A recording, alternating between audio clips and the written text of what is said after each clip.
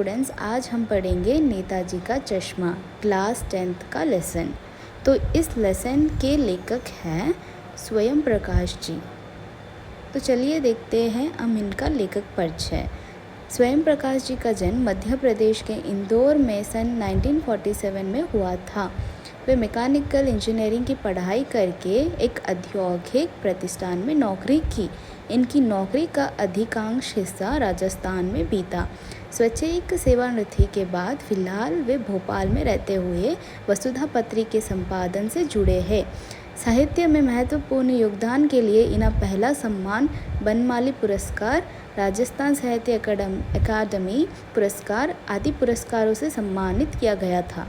और इनकी रचनाएं में वर्ग शोषण, जाति, संप्रदाय और लिंग के आधार पर हो रहे भेदभाव के विरुद्ध विद्रोह का स्वर है। और इनकी 13 कहानी संग्रह प्रकाशित हो चुकी है। अब देखेंगे सारांश। हलदार साहब को हर 15वें दिन कंपनी के काम से एक छोटे कस्बे से गुजरना पड़ता था। कस्बा यानी कॉलोनी। तो उस कस्बे में एक लड़कों का स्कूल, एक लड़कियों का स्कूल, एक सीमेंट का कारखाना, 2 ओपन सिनेमा घर तथा एक नगर पालिका थी। नगर पालिका थी तो कुछ ना कुछ करती रहती थी। कभी सड़कें पक्की करवाना, तो कभी शौचालय, तो कभी कवि सम्मेलन करवा दिया। तो एक बार नगर पालिका के एक उत्साही अधिकारी ने मुख्य बाजार पर चौराहे पर सुभाष चंद्र बोस की संगमरमर की प्रतिमा लगवा दी गई चुकी थी। तो बजट ज़्यादा नहीं था, इसीलिए मूर्ति बनाने का काम इकलौते स्कूल शिक्षक को सौंप दिया गया था। तो मूर्ति सुंदर बनी थी, बस एक चीज़ की कमी थी। नेताजी की आँख पर चश्मा नहीं था। एक सचमुच के चश्मे का चौड़ा काला फ्रेम मूर्ति को यहाँ पहना दिया गया। जब हलदार साहब आए तो उन्हें सोचा, वाह भाई, क्या आइडिया है। ठीक है, मूर्ति तो पत्थर की, पर चश्मा रियल।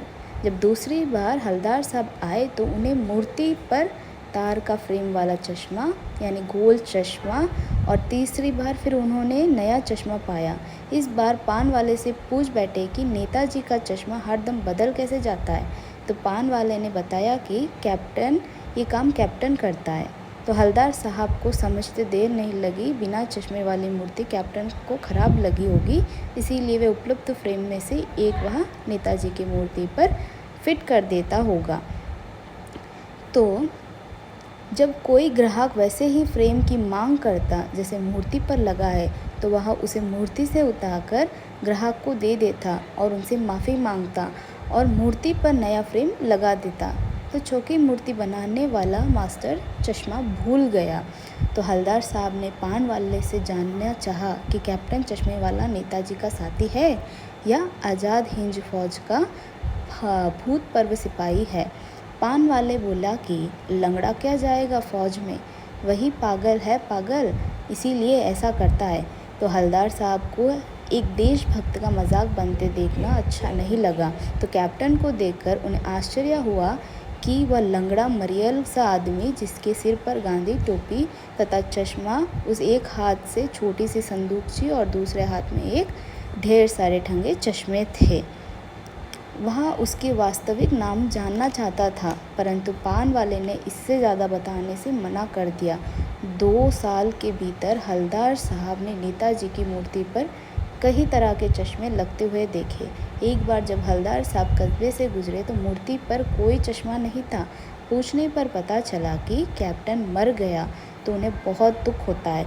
तो 15 दिन बाद कस्बे से गुजरे। वह सोचा कि नहीं रुकेंगे, पान भी नहीं खाएंगे, मूर्ति की ओर देखेंगे भी नहीं, परंतु आदत से मजबूर हलदार साहब को नज़र चौराहे पर आते ही आंख मूर्ति पर उठ गई थी और वे जीप से उतरे और अटेंशन से खड़े होकर मूर्ति की ओर देखने लगे। तो छोटा सा चश्मा रखा था जैसे बच्चे बना लेते हैं। यहाँ देखकर हलदार साहब की आंखें नम हो गई थी। तो देखिए बच्चों, तो ये था नेताजी का चश्मा का पाठ का लेसन।